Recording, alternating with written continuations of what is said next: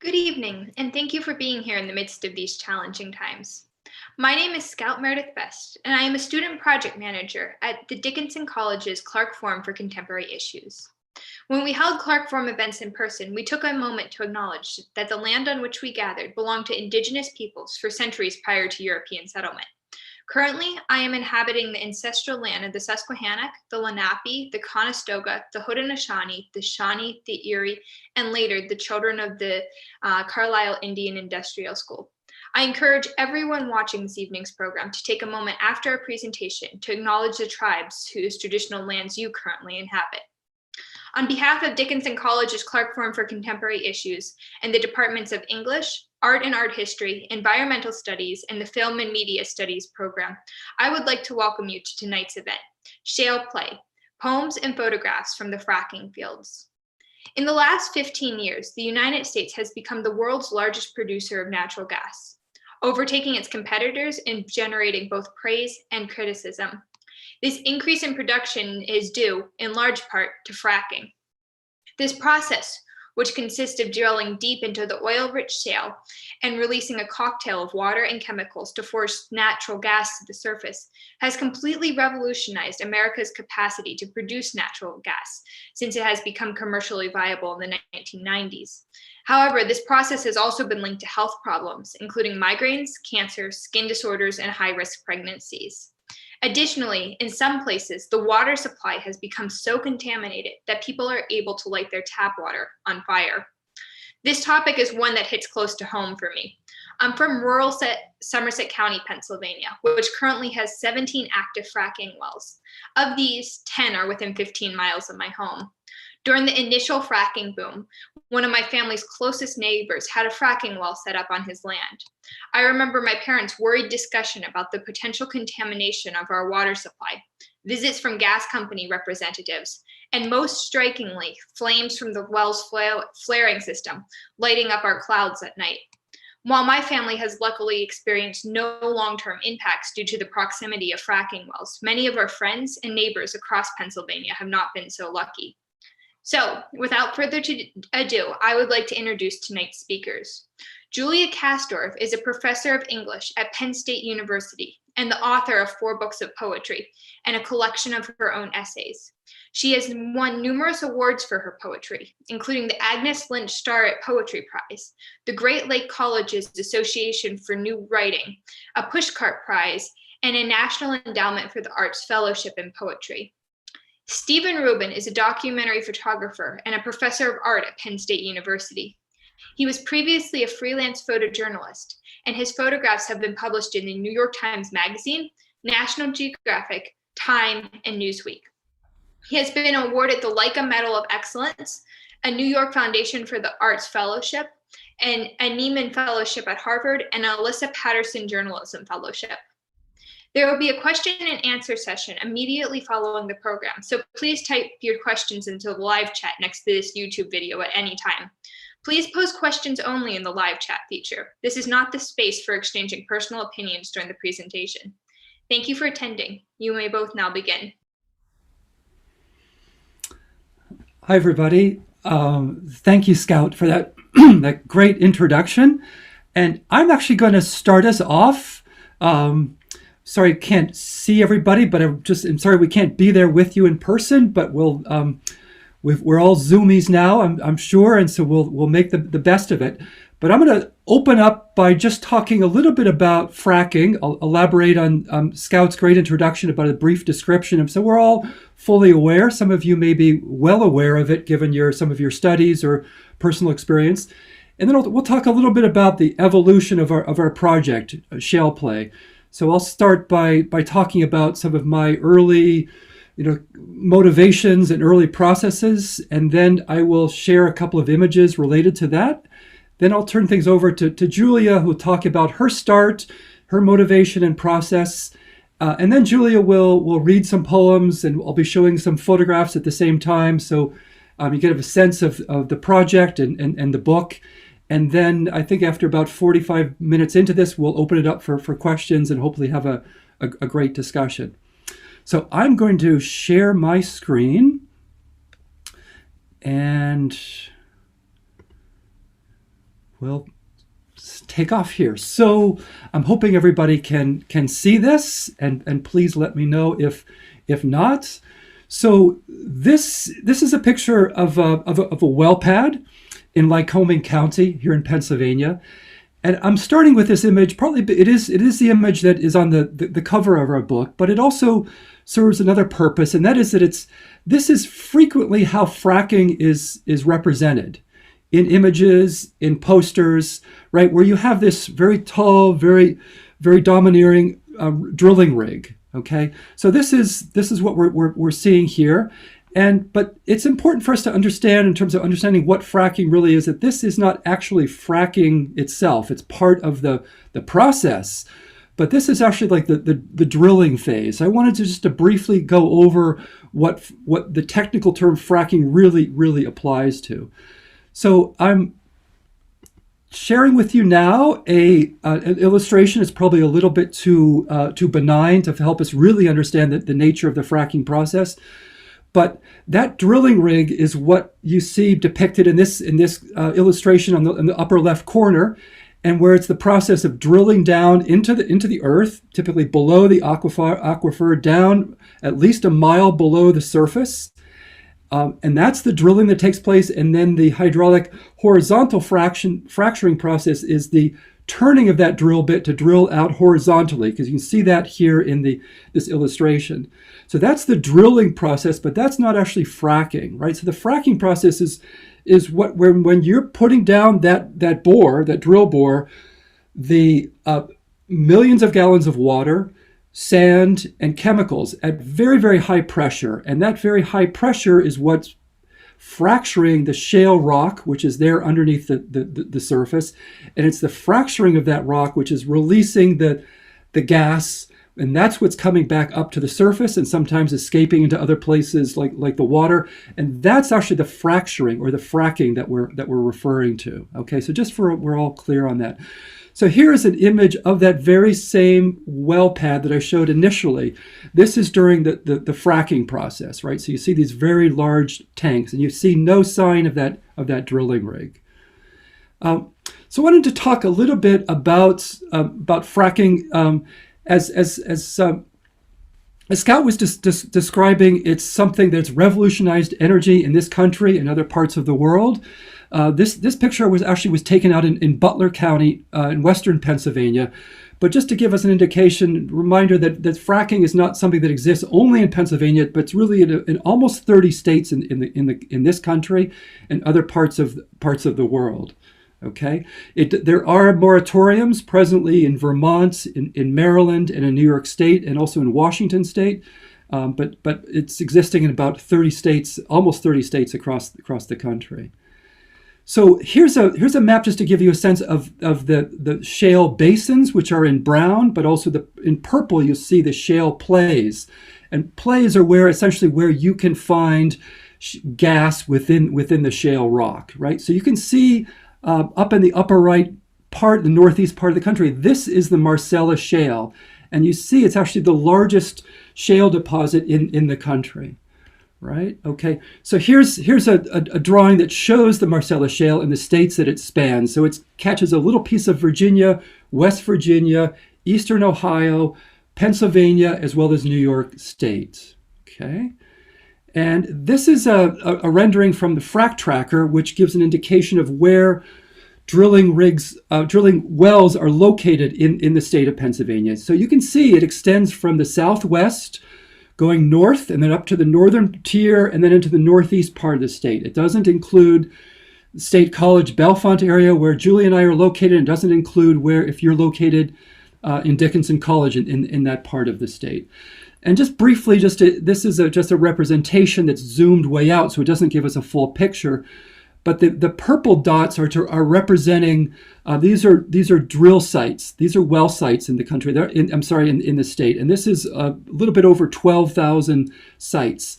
The yellow dots are representation of environmental accidents that have taken place at those sites. So these are spills or other problems. So there are over 16,000 of those cases and over 12,000 of those wells. So you can see, if you do the math briefly, there's more than one environmental spill or accident at each site on average. So that's the background. Just so we're all kind of familiar with some of the basics of fracking. I began this project really by following news events in 2011. As Scout was mentioning, my background comes out of photojournalism, and my experience as a photojournalist is that the story was always somewhere else. It meant, grabbing my backpack or grabbing a suitcase and heading off to South America, to India, to Thailand, to some other part of the world, to photographing some kind of story that was always elsewhere. But this story for me was different. It began by just simply by reading press reports in 2011, 2012, and which really provoked a strong concern in what's happening within Pennsylvania and really locally nearby.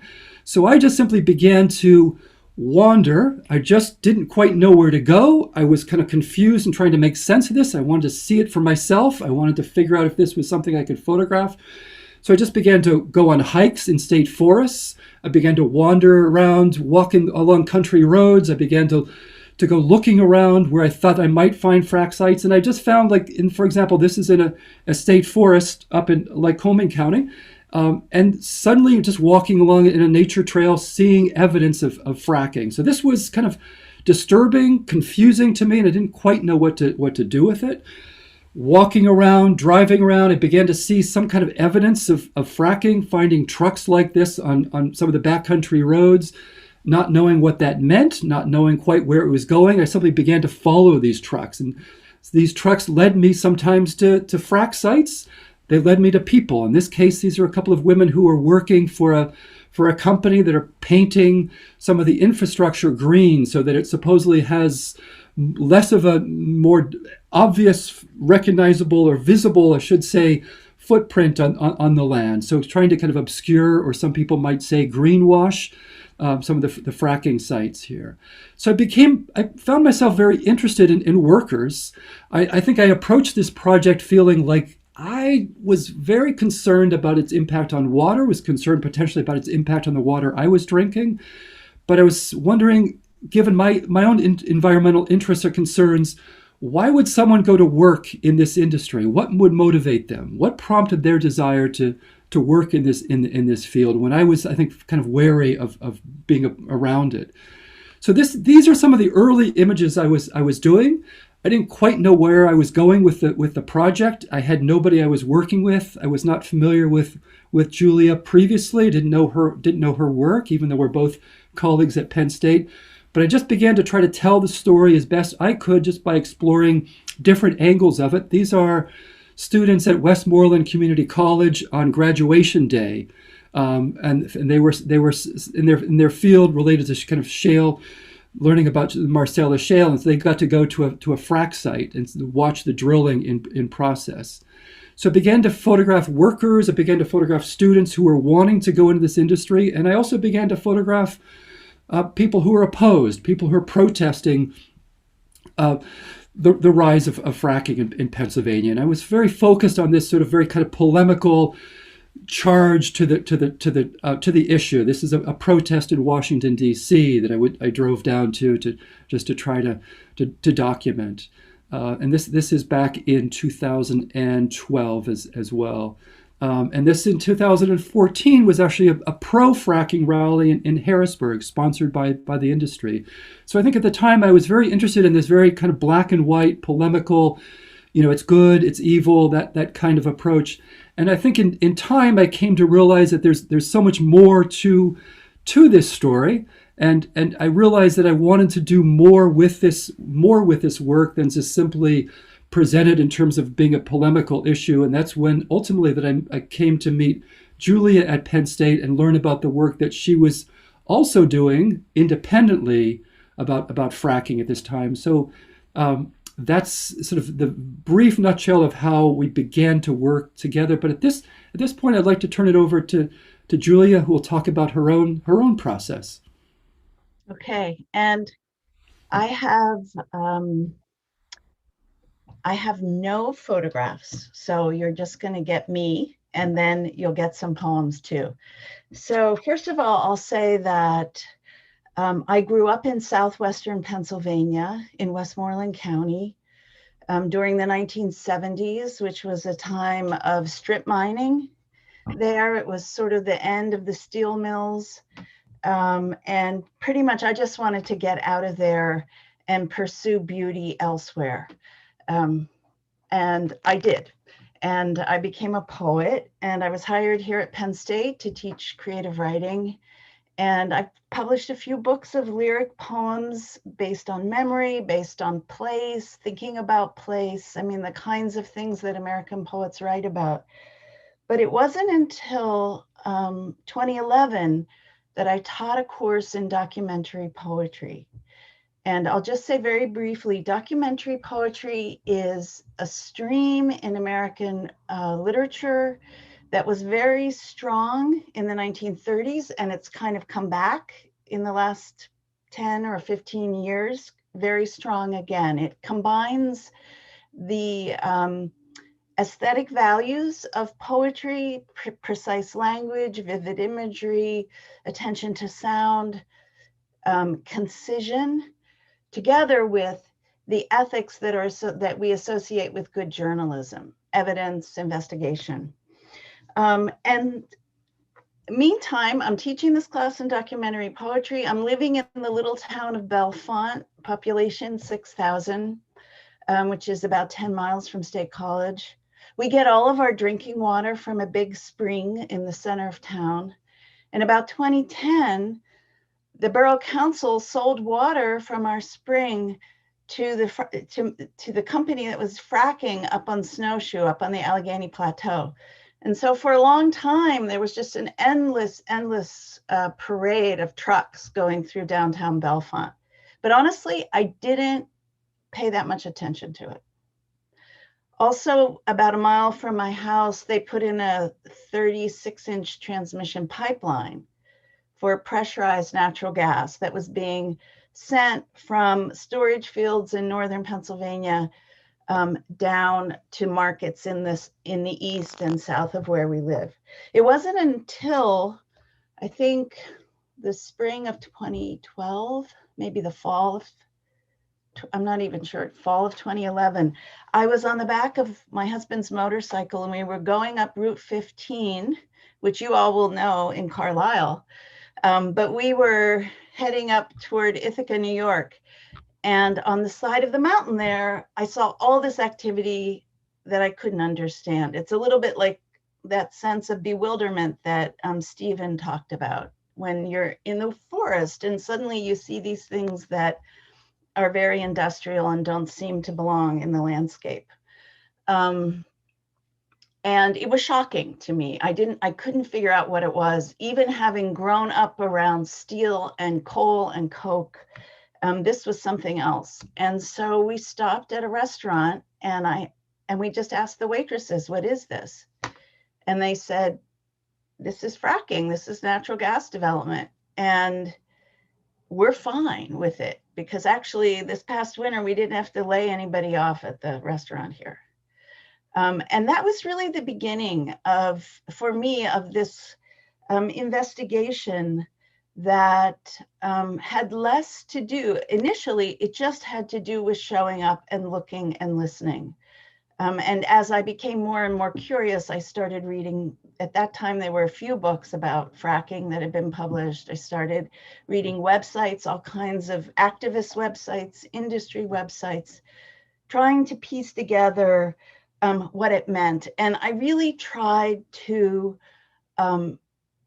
withhold judgment and just listen and seek information. And of course, the Penn State campus, it turned out, was a very good place to look for information, because the engineers and the geoscientists at Penn State are really responsible for the policies around fracking in this state, at least initially in 2010. And there's been a lot of support for this, not entirely, but in some areas of the university, a lot of support for fracking. And so I could learn. And what I ended up doing ultimately was, and what seemed most interesting to me were those individual voices. So even though there was a lot of learning, a lot of that didn't enter the book. I mean, what became the book and what became the poems were the voices I heard. And I think what I'll do is, well, first of all, I want to show you what the book looks like. So you see, it's like a coffee table book. It's sort of wider than it is tall, and it has these big, glorious photographs that Steven took, opposite text. And this first poem I want to read, it goes back, it actually took me back to that restaurant where I first saw that stuff on the hillside. And what this stuff was, by the way, I later learned, there was a helicopter with a box hanging down from it, and they were using that for seismic testing, and they were laying pipeline. There were a bunch of pickup trucks. I mean, it was just kind of chaos. But I kept returning to that restaurant, and this poem kind of captures one conversation I had with one man in the restaurant. Happy holds forth at Fry Brothers Turkey Ranch on Route 15. A tall man with a mullet and jumpsuit strides toward a booth by the window, orders a hot turkey sandwich, water with lemon, and pulls out The Shack, paperback my mom once urged me to read. The shack is a house you make from your own pain, according to the author, a former hotel night clerk. The man prays over his plate, then looks up at me, watching, and smiles. Where are you from? I ask, because that's all I ever think to say. West Virginia, but I live in Fairchance near Uniontown. I tell him I went to Ohio Pile for my prom picnic, and that's a lovely part of the state he's from. Nah, he says, it's just a river and mountains where someone built a hotel and store a long time ago to make money. Then he waves at the taxidermy. Look at those turkeys. How many $8 sandwiches come off one of those birds? It's just people taking what they can. Like we're fracking some poor farmer's field out on Route 6 right now. Cal frack, like it says on the suit. Calgary's the base. Fracking's what we do. We pry the earth apart with chemicals, sand, water, and enough pressure to strip the paint off your car. It's government and big oil in cahoots like usual. I have a load of hydrochloric acid in the parking lot. He lifts his fork. I ask how long he's worked this job. 5 days. It's 6 on, 3 off, 6 nights on, 3 off. George Bush, I voted for him, changed the law. Used to be 70 hours a week in a truck meant 70 hours. But now, if you're standing or driving on a service road, it doesn't count. While I wait for my stage at the well, it doesn't count. Can't sleep in the cab. Can't escape the noise and odors. I'm not a bad person. Sure, I have regrets. Wish I hadn't been an athlete. Should have listened to my teachers. Shouldn't have let my sister and girlfriends do my homework. But I'm not a bad person. I was an iron worker. Had a job in Morgantown, supposed to last 2 years. It lasted 5 weeks. So I told my wife, I'll drive truck. Warm in the winter, cool in the heat. She's a lawyer, but doesn't make that much.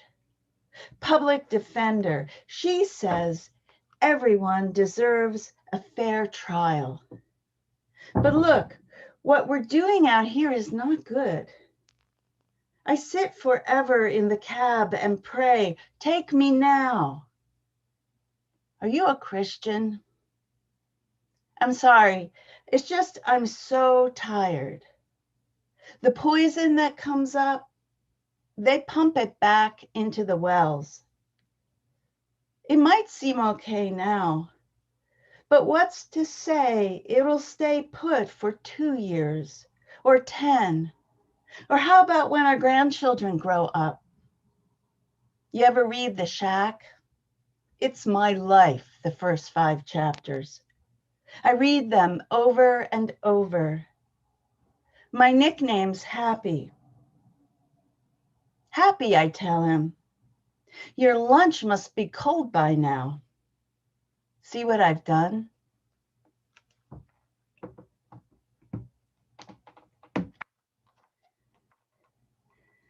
Now, I will say that it's not my favorite thing to, the way that happened is pretty much the way it was described. And then I ran out to the car and I just wrote down all the phrases I could recall because I really felt in the midst of the conversation that it was an important one. And also because the man was employed in the industry, if he had known I was planning to record his language and publish it, he probably wouldn't have felt free to speak with me. So I feel a little ambivalent about the ethics of that one, but normally my way of working was to get to know people, make sure they understood what I was doing, why I wanted to hear their stories, and then visit with them once or maybe many times and just take notes in a notebook. And so the next piece I'd like to read, which is a bit longer, was created in that way. I was driving down to Uniontown about once a month and meeting with a group of citizens in the Denny's there out on the Strip. And just hearing about their experiences and their efforts to work together to try to resist some of the things that were happening in Fayette County. And out of that group, I met this woman. I went to her farm. I walked around with her. I also, at that time, she had testified in New York State when they were working on getting their moratorium. So I was able to watch some YouTube videos of her testimony and just really listen to her language. And so this piece represents her family's experience. It represents the ways she articulated their experience. And I want to just mention two items in this that might be unfamiliar. One is she mentions the Hallowich kids. And the Hallowich family was a family in Washington County who owned 10 acres of land. They built a house on it. And it was discovered that they didn't own the mineral rights under the property. And so the gas companies came in and they did some drilling and they had some other things on the land and the children were getting sick. And so the mother became an activist in the community. And so that relationship where you own the surface, but you don't own the minerals is called a split estate. And this family in my poem had the same problem. They didn't own the rights to the gas on their land. And one day, the person who did own those rights had leased the land and the industry showed up to start working. She also mentions coke, which is just partially burned coal used as fuel for steel production. And in this area in southwestern Pennsylvania, there was a lot of coal and coke, coal mining and coke production. And of course, the methane that would have caused a mine explosion is exactly the methane now that they're fracking for gas.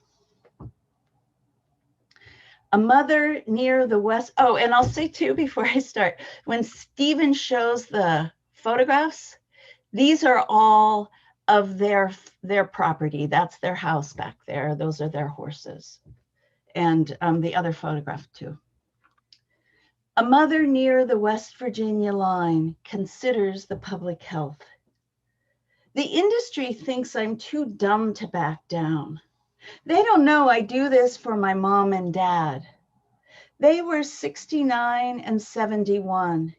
He had pulmonary fibrosis, worked with asbestos all his life. She grew up near the coke ovens, back when kids were sent into the mines to pick coal. So they both had lung problems. But their home, the next holla over, sits 350 feet from a compressor station. We sealed the house, set up an air scrubber, but 4 of their neighbors passed last year too. We bought the coal rights to our 115 acres because we know the company will come right up to your front door, but we let the gas rights go. Just didn't see this coming. A gentleman from New Jersey leased our land. One day, we come home to find pink ribbons tied in the field, then bulldozers. They put in 4 shallow wells and a Marcellus well on a 5-acre pad 700 feet from our front porch. The workers come in by the busload. All those strangers on our land 24/7 could have been rapists or pedophiles. For about a year, they didn't have a porta-john. I looked out my window one morning to a guy peeing in the driveway. The dog brought in used toilet paper. The workers have to be young, strong, kids in trucks, 12 to 16 hours a day that should be placarded hazardous waste. They live on junk food. I know because we picked up the wrappers. Then our dog disappeared. We saw Sarah's tracks in the snow go right up to the well pad. When crayfish died in our spring, we knew the methane had migrated. Now you can light it on fire. Our neighbor put in a water line. We guessed their well had gone bad and they'd settled, but they paid for it themselves. We had water buffaloes 2 years before we paid to run a line in from the road. When they laid the gas pipeline, those big trucks drove over our water line and busted it up. When I hollered at the drivers, I got dragged into court. Me and our son, 4 years old then, both got an injunction. They tried to say I'm an unfit mother too, but the judge wouldn't hear it. I look at pictures of my little one from that time, and he has the same dark circles under his eyes as the Hallowich kids. He'd get terrible stomach pains. Nothing we could do but hold him. My older boy had the nosebleeds and rashes. I couldn't keep him inside all the time. I'll show you pictures. If you speak up, you get more security. We had guards here 24/7, armed and unlicensed in Pennsylvania. They got real interested in my walks down by the creek. One asked me, "What do you do down there in the evening?" I said, "I walk, and I have pawpaw trees. Want to come along?" He could have used the exercise, so he walked with us, and I got to know the night guard. His mom was sick the same time mine was. We're still in touch on Facebook. They drilled the gas pipeline on a weekend. Didn't go where DEP said, so it blew out in our creek. Bentonite and residual waste clouding clean water stocked with trout. That's when I cried. That creek flows into the Mon and people get their drinking water out of that river. Another side effect of the drilling no one thinks about is all the swearing. And it's not just the men. Alternate waste disposal on site means they can bury radioactive drill cuttings in your land. When they drained the frack pits, they shook the tarp and bulldozed the sludge into the ground too. There's places we mow now, but we don't feed that hay to our horses. I can't dig or plant a post there. Why don't they tell us not to grow food or let beef graze back there? The stock sale registers animals now. So if I sell hay to a neighbor, he sells his steer, and someone's sick from the meat, that comes back on me. People collect royalties on this well a mile away. We just care for the place and pay taxes. The well tenders come about once a week to the shallow wells, and every day to the Marcellus. 2 or 3 times a week, water trucks come in here and draw up brine. And every 2 weeks, they blow it down. So whatever's on the line goes into the air. Once, the brine tank vented for 45 minutes. My horse's eyes swelled shut, and one went blind. They've had the nosebleeds. There's a big gum tree near the well that loses its leaves in the middle of summer. We saw clouds of silica sand blow off train cars over the Little League field, and someone was holding a newborn there with us in the stands. When I complained about them parking silica trains by the elementary school, the gentleman said, "It's just sand. Your kids play in it." We didn't have internet before this, but you have to follow the permits because the industry tells you nothing. You have to go to the courthouse and pull your file. And when you find out what they did to your land, you're just sick. Let them think I'm too dumb to back down. My son won't play on any T-ball team with industry logos on their shirts.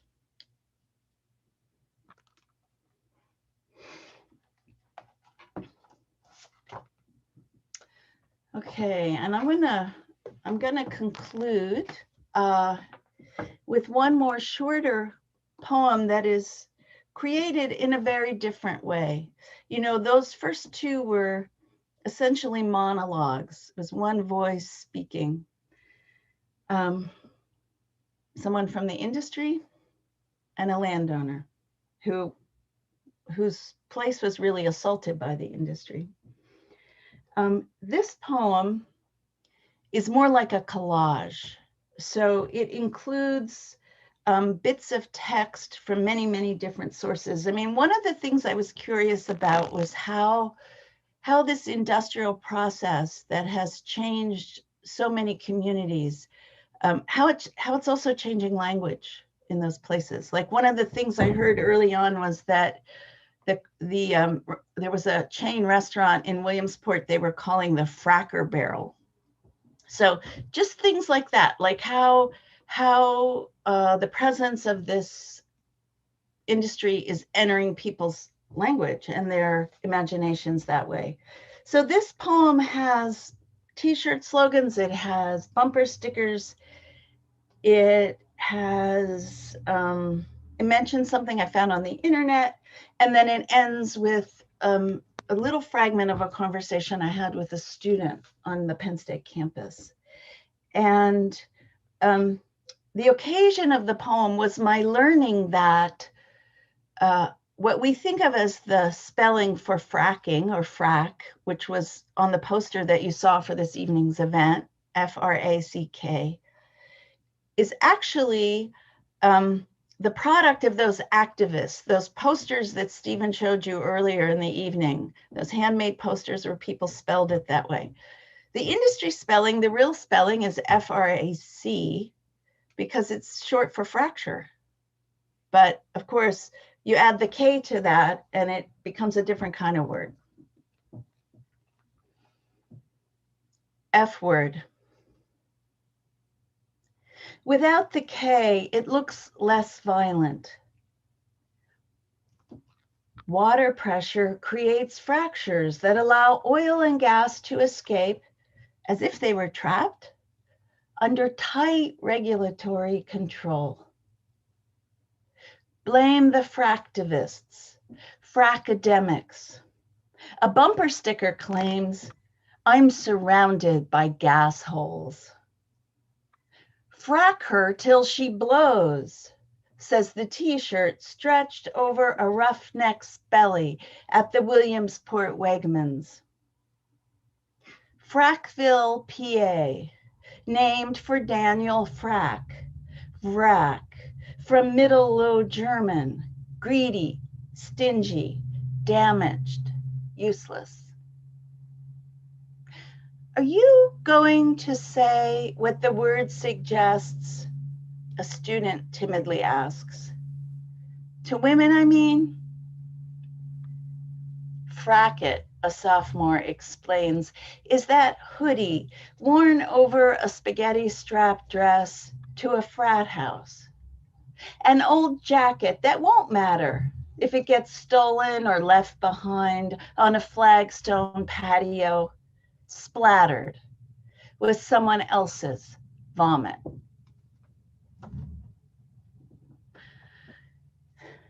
And so that's all I think I'll read this evening, and I'll just maybe conclude with another term, which is eco-poetry. So we talked about documentary poetry. Eco-poetry has been described as poetry that depicts nature, including human beings, as threatened by human activity. And it aims to unsettle, and it aims to motivate environmental activism and environmentalism. So I would say that's at least one of my motivations in writing these poems, and I think maybe Steven's too. But I think we are at the point when we can consider some questions. Yes, thank you so much for such a fascinating presentation. I really enjoyed it and learned a lot. For everyone out there, if you are more than welcome to pose your questions in the chat feature next to this YouTube video at any time. But to get started, I wanted to ask if either of you encountered any resistance in documenting or speaking with people, especially from the gas industry. Professor Kasdorf, I know you touched on this a little bit, but I wanted to see if you could expand. And for Professor Rubin, I know that photographing fracking sites can be complicated under the best of circumstances, and wanted to know if you had any pushback there from the companies. Did you want to start, Julia, or I can? Well, I think that's really one for you, Steven, because I think I was able to kind of fly below the radar in talking with people, and especially people from the industry. But I know when you show up with your camera with the big long lens, it's a lot harder to blend in. Yeah, certainly. I would say as a whole, those maybe like people who are opposed to fracking were probably more welcoming, more supportive, more receptive to my being there, to my photographing. But I certainly did find that among people working in the industry as well, that they kind of appreciated, were curious about the attention. I did run into some resistance on a number of occasions. I mean, certainly there are a number of people a number of companies who work in the industry have requirements that they basically forbid their workers from from talking to the media, from having interaction with the media. Even though I'm not at this point in this project, I'm not working for media. I'm not identifying myself as media, but certainly with a camera or two around my neck, I'm perceived to be media. So there's resistance in that way, and there's concern that people might then lose their job if they speak with me, or if they get photographed. I frankly I thought I would actually have great access into a number of fracking companies, oil and gas companies, just by being affiliated with Penn State, and by Penn State's sort of facilitation, to say the least, of making a lot of fracking possible. I thought that would actually open a lot of doors to be able to work on site, work on well pads, and photograph in that way. And that did not prove to be the case. Even with the Penn State credential, companies were kind of forbid any kind of visits or any kind of photographing, except where I was kind of able to do it on my own. So you certainly run into issues when it comes to being on private property. You need to be mindful of, and that's partly why I would photograph a fair amount in some of the state forests, where there was fracking going on there. And just by being a member of the public, you still have the right to be, on the roads in the state forest and on some of the hiking trails. So that was a way I figured out how to kind of get around some of the obstacles there.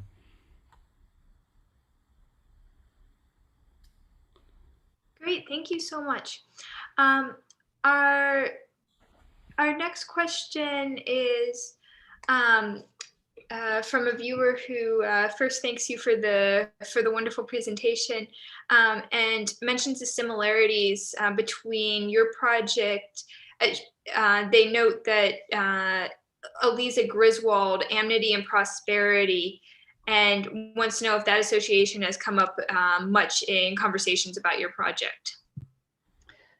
Well, actually, that book came out maybe a month before our book. And I love that book. I mean, I was blown away when I read it. And it's a different approach, because that book, it focuses on Washington County and a couple of families, and it looks at the deep history of industry and extractive industry in that place, even prior to gas and coal. And I think people make the association between the two projects? I think because they came out at the same time, we were always talking about it. When Steven and I went out to do presentations, people were saying, have you read it? Or I've read it. And there was a lot of enthusiasm for it, particularly in southwestern Pennsylvania, where people recognized it. I had really hoped that somebody would write a review and discuss both of the projects, but it hasn't happened yet. But maybe a student from Dickinson can do that.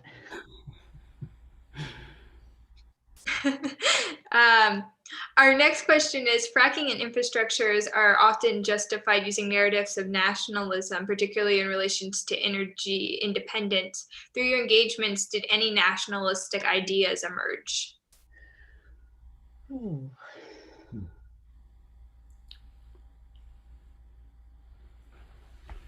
Boy. I heard that argument, particularly up in Tioga County. So one thing very early in the process, I just went up to Wellsboro for a week and just stayed at somebody's house. And that person's house cleaner, turned out she had her property fracked. And so just kind of by chance, I was able to have this conversation with somebody who had just gone through this really enormous experience, and filthy, according to her experience. But one thing she did say was, well, I guess she talked about it in terms of a sacrifice that we're making for the country. There was this rationale of sacrifice, and that this, and another person Actually, it was, I'm looking at my bookshelf, The End of Country. Stephen, who wrote The End of Country? Oh, I should know this. Yeah. I'll think of it. Um, Um, I'll look but at- his point was, look, I don't want my son dying in a foreign war over oil. You know, when Seamus McGraw. Yeah. So that's another piece of that nationalist argument, right? And my frustration with those lines of thought is, listen, it's always been the people from rural areas who've been asked to send their sons to the wars. It's always been these people who've been asked to make these sacrifices. And now we're asking them to make yet another kind of sacrifice in these rural places. So like my thought was like, I'm not hearing that, but of course I was hearing it and keeping my mouth shut. Because that was, I wanted to be in the position of listening, at least until I formed an opinion. Right. I don't think I quite like encountered that's like a really, really direct tie to U.S. nationalism, but certainly there's sort of an implied tie of the messaging that comes from the oil and gas companies that this is a form of this has revolutionized the energy industry, that the U.S. is now like a world leader, a world exporter of gas instead of an importer, that we've achieved energy independence as part of that sort of like that kind of nationalism, and with the way they present fracking as being this bridge fuel, right, as a way to sort of undermine some of the arguments of environmentalists, and saying that here we are dependent upon coal, and the future, well, maybe it's going to be green, but we're not capable of getting there yet. We need natural gas to go from coal to green, and so that's the way it's presented, as being sort of as necessary for this country to survive. Whereas certainly if you speak with environmentalists, they see this so-called bridge fuel as maybe a bridge to nowhere, or a bridge to oblivion, or maybe even a gangplank or something to that effect. A follow-up question for that. I believe you mentioned that you undertook this project in 2011 and 2012. Do you think the narrative of nationalism and political relevance would have changed had you undertaken it, especially during the 2015 and 16 election campaign?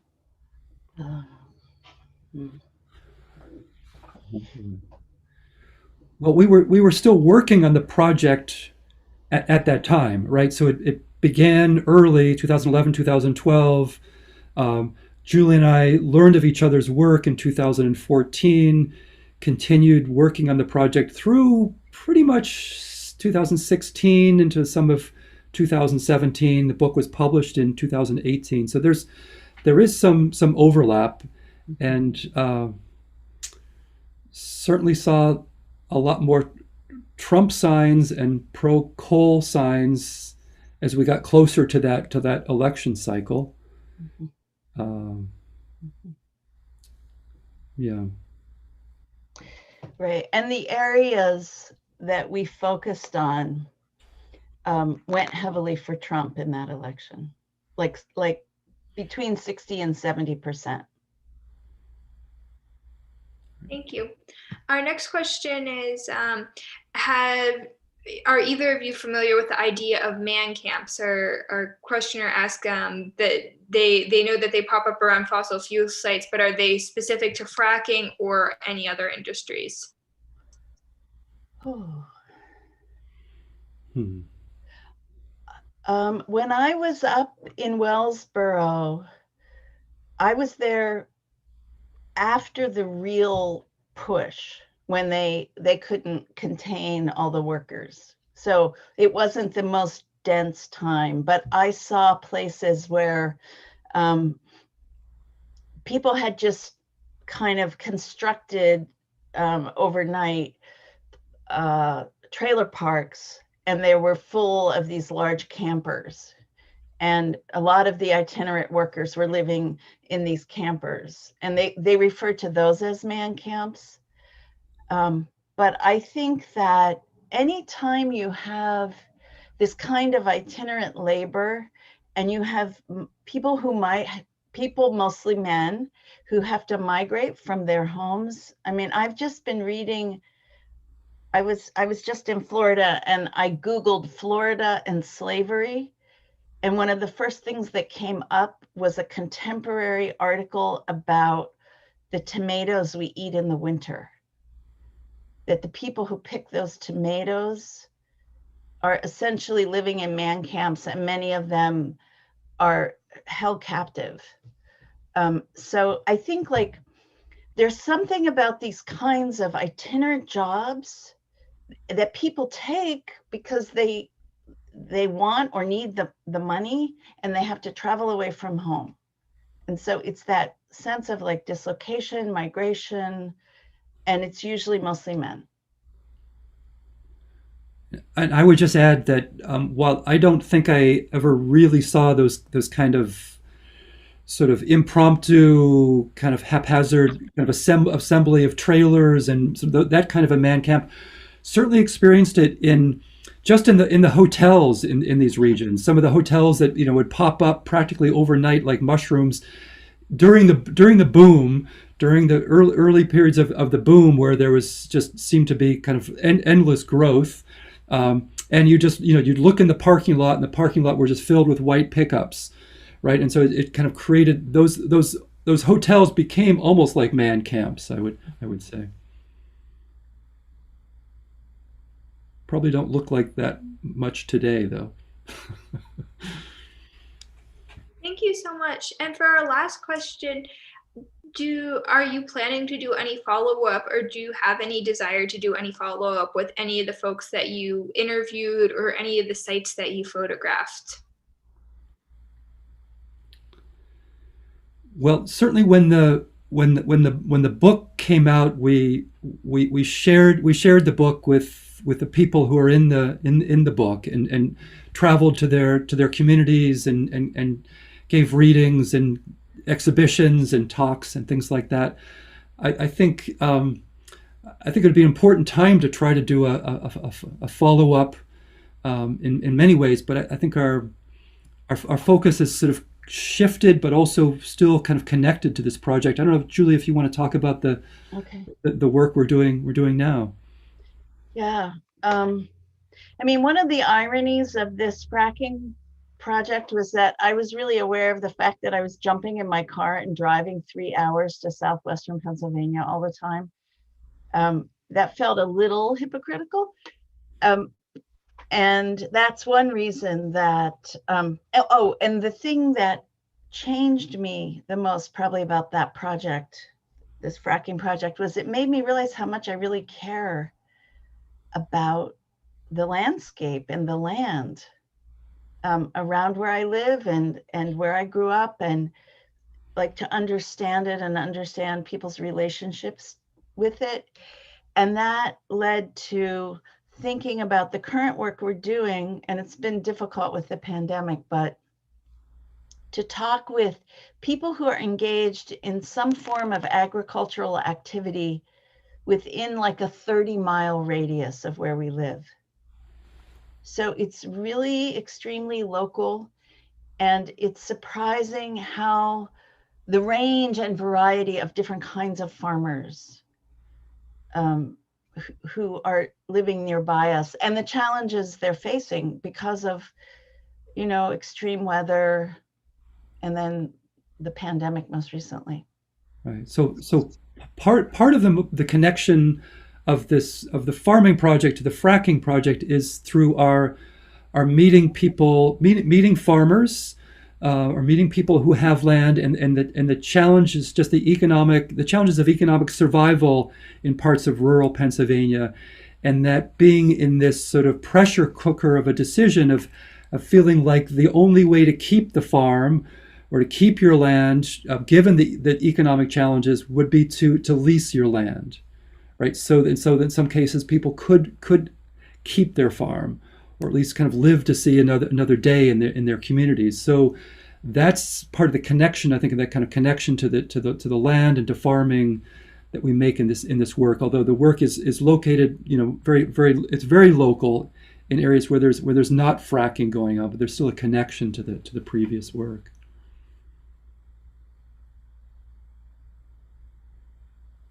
Thank you both so much for such a wonderful event. Thank you so much. Thank you for having us. Yeah, thank you so much, Scout. And thank you, Dickinson.